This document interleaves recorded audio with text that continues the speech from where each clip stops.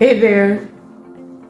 On our previous video, we took some time to look at the quantitative analysis of demand, and we came up with this equation.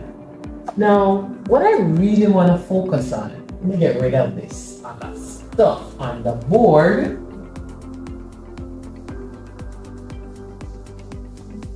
That's the beauty with a blackboard. You can clean it off, get some space, and get started again. I love it. Okay? So, remember this equation from our last analysis? Let's write it out a little bit bigger. It's always good to write things again, write it from scratch, use the board to visualize. But we were looking at the demand function from a mathematical representation. So we had some good X, that's the demand for the D, okay? And it was being affected by a couple of variables. One important variable was the price of the good in question, okay? So the demand, the quantity demanded of X was being affected by the price of X. That's not shocking. The price of the good in question affects your quantity demanded. Okay, the number of units you demand for that good. Alright, it was also being affected by other goods. Okay, we call that Y. Okay, so the demand for X is being affected by the price of a completely different good called Y. It was also being affected by our income. Okay, so our demand for good X is affected by income, and then we summarize just some other variables that might affect the demand for X as the other variable. That's what we had listed here. So the quantity demanded of X is affected by the number of units. The quantity demanded of X is the number of units of good X demanded. It's affected by PX, which is the price of good X, PY, which is the price of Y, and the income variable, okay? And then H was some other variables that could be affecting demand. We just summarized them in one so that our equation didn't keep going, right? Now, what I wanted to take a minute to do right now was to give you a sense of these are the things in front of them. These alphas are coefficient. So listen to how I represent this mathematical equation for demand verbally. The quantity demanded of X is being affected by the price of X, the price of Y, the income, and some other variables. Now, how is it being affected by these other variables? Is determined by the coefficients. Is it big? Is it small? Is it positive? Is it negative? Does it have an effect at all? These coefficients will tell you. So we know when we decide to purchase a good, the price of the good in question affects it. But how? This coefficient will tell you, is it a big reaction or is it a small reaction? We know the price of the good, X, is affected by the price of Y. But how?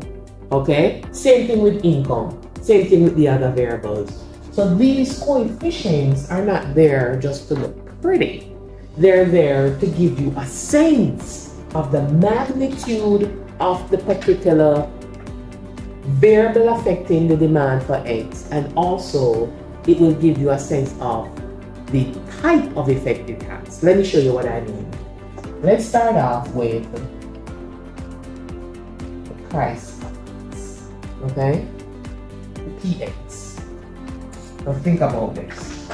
We want to figure out our quantity demanded of X.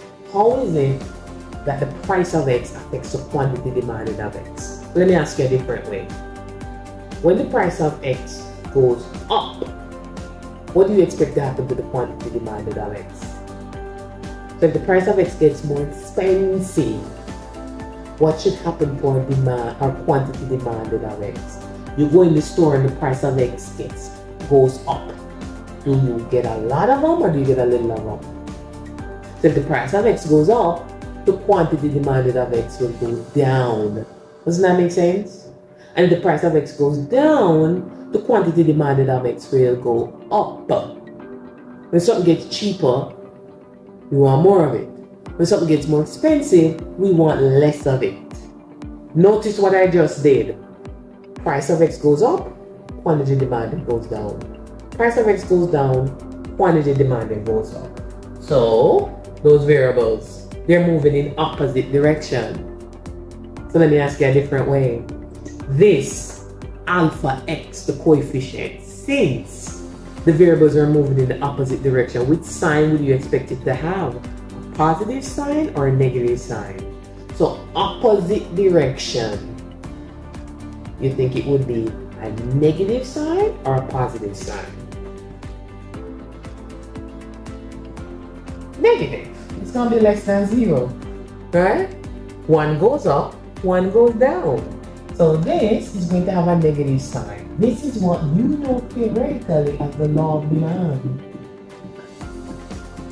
Something gets more expensive, we tend to want less of it. Something gets cheaper, we tend to want more of it.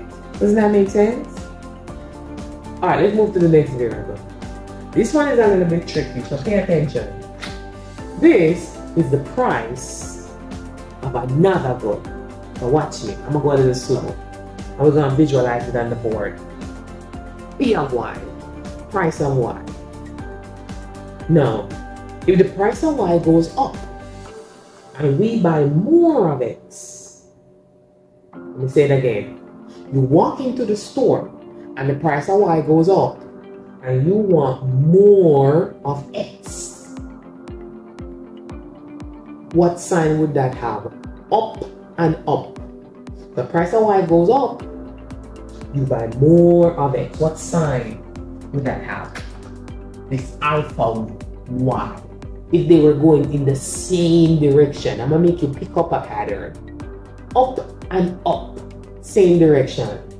It will be positive. Does that make sense? If the price of Y gets more expensive and you buy more X, up and up, this alpha Y would be positive. Now, let's do an example. Visualize yourself in the grocery store. You walk into the store and Y is more expensive and you go buy more of X. What is the relationship between these two goods? So let me repeat that. You walk into the store and Y is more expensive and you buy more of X. What's going on with these two goods? They gotta be substitutes. If you find Y to be more expensive and you gravitate more towards X, you're like, that's expensive. Ooh, let me get X. They gotta be substitutes. Which means, if this alpha Y is positive, these goods are substitutes. Make sense? Now watch me. We're not done with alpha Y. That's why we use the board. But we got a lot to say. Alright? So we're not done with the price of Y. Because so you can see it separate. Suppose you go into the store and the price of Y is higher, but then you go buy less of it. So one goes up and one goes down. Up and down. What sign would it have then? You getting the hang of it? It would be a negative sign. Yeah? Now, let's think. You go into the store and the Y is more expensive and you buy less of the X. So Y gets more expensive and you don't buy Y and you also don't buy X. What type of relationship do these two goods have? If one gets more expensive and you buy less of the other, what's going on with them? They gotta be complements. If that happens, where this is negative, these goods are complements. It's almost like the PS5 and the game Call of Duty. You go in and the PS5 is more expensive and you go, I'm not buying that, that's too expensive. Then you're also not gonna buy the game because they go together. Okay? So if this alpha y is negative, those goods are complements. If it's positive, they are substitutes. That makes sense? Let's do the last one. Let us get that last one in there. And you should be getting the hang of this. Yeah? Let's focus on the coefficient for income. Watch me. Your income goes up, you buy more of it. Up and up. What sign is that? Up and up. Your income goes down and you buy less of it. Down and down. If they move in the same direction, what sign would the alpha M have? Same direction, it gotta be positive. Make sense? Think. You earn more money, you buy more of the good. We have a name for that in econ. Get more income, you buy more of them. What type of goods are those? Ding ding ding. Check out my video on normal goods or the determinants of demand. These would be normal goods. You are rock stars here.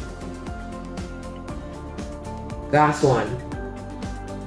Income goes up when you buy less of the good. Up and down. What sign? I know you're getting the hang of this. It would be negative.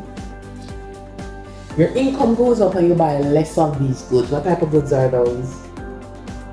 Those are inferior goods.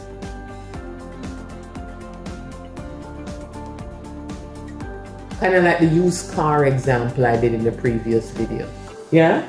So you get more money, you don't want a used car.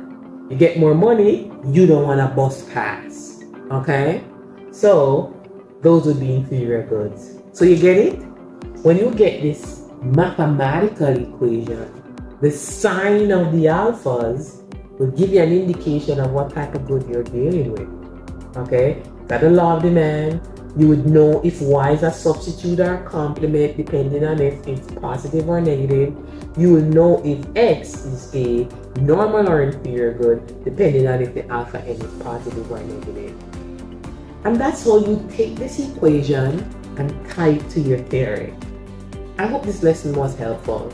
Until next time when I use my board to explain some economic concepts, it's a BlackBored Economist saying take care.